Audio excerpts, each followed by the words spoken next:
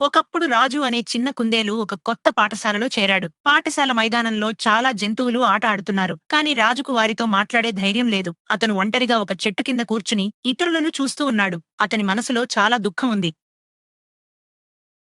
మీరా గురువు ఒక తెల్లని గుడ్లగూబ. ఆమె రాజును ఒంటరిగా కూర్చున్నట్లు చూసింది. ఆమె అతని దగ్గరకు వచ్చి, రాజు, నీకు ఇక్కడ ఇష్టం లేదా అని ప్రేమగా అడిగింది. రాజు తల ఊపి, గురువుగారు, నాకు స్నేహితులు లేరు. ఎవరితోనూ మాట్లాడడం రాదు అని మెల్లగా చెప్పాడు.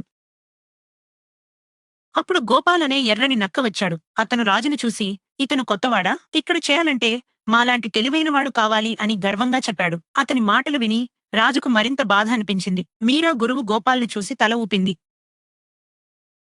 అప్పుడు కవిత అనే పసుపు కోతి దూకుతూ వచ్చింది. ఆమె రాజును చూసి, హాయ్ రాజు, నేను కవిత, మనం కలిసి ఆట ఆడదామా అని ఉత్సాహంగా అడిగింది. కాని గోపాల్ మధ్యలో వచ్చి, అతనితో ఆడితే మనం ఓడిపోతాం, అతనికి ఏమీ రాదు అని చెప్పాడు. కవిత కలత చెందింది.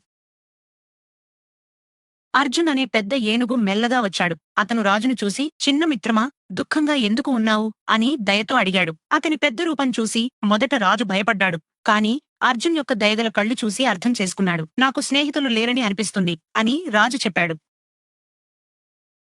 మీరా గురువు అందరిని పిలిచి, పిల్లలారా, రేపు మనం జట్టు ఆట ఆడుదాం. ఒక్కొక్కరికి వేరే వేరే నైపుణ్యాలు ఉంటాయి. అవి కలిపితే గొప్పగా గెలవవచ్చు అని చెప్పింది. గోపాల్ వెంటనే, నేను తెలివైన వాడిని, నా జట్టులో రాజులాంటి బలహీనులు వద్దు అని అంటాడు. కవిత మరియు అర్జున్ రాజు పక్షాన నిలిచారు. జట్టులు ఏర్పడ్డాయి.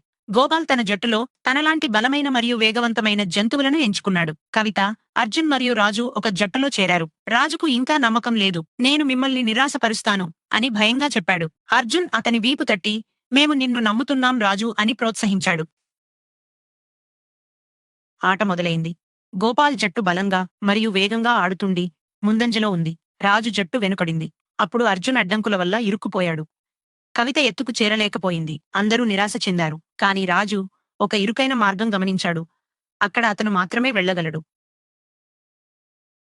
రాజు ధైర్యం తెచ్చుకుని ఆ ఇరుకైన రహదారిలోకి వెళ్ళాడు. అతని చిన్న రూపం అక్కడ ఉపకారపడింది. అతను వేగంగా వెళ్లి గోల్ కొట్టాడు. అతని జట్టువారు గెలిచారు. గోపాల్ ఆశ్చర్యంతో చూశాడు. రాజు, నువ్వు అద్భుతంగా ఆడావు అని అందరూ అన్నారు. రాజు ముఖంలో మొదటిసారి నవ్వు వచ్చింది. ఆట ముగిసిన తర్వాత గోపాల్ రాజు దగ్గరకు వచ్చాడు. రాజు, నేను తప్పు చేశాను. నువ్వు చాలా ప్రత్యేకమైన నైపుణ్యాలు కలిగి ఉన్నావు. నాతో స్నేహం చేస్తావా అని వినయంగా అడిగాడు. రాజు సంతోషంగా తల ఊపాడు. మీరా గురువు చిరునవ్వుతో చూస్తూ, పిల్లలారా, ఈ రోజు మనమందరం ఒక ముఖ్యమైన పాఠం నేర్చుకున్నాం. ప్రతి ఒక్కరికి ప్రత్యేకమైన నైపుణ్యాలు ఉంటాయి. నిజమైన స్నేహం అంటే అందరినీ కలుపుకుని ముందుకు వెళ్లడం అని చెప్పింది. రాజు ఇప్పుడు చాలా స్నేహితులతో సంతోషంగా ఉన్నాడు. పాఠశాల మైదానం మళ్లీ అందరి నవ్వులతో నిండింది. మీరు కూడా ఈ కథను మీ స్నేహితులతో పంచుకోండి. అండ్ సో, నిజమైన స్నేహం అందరినీ కలుపుకుని ముందుకు వెళ్లడంలోనే ఉంది. Thank you for watching. If you enjoyed this story, please like and subscribe for more inspiring stories every week.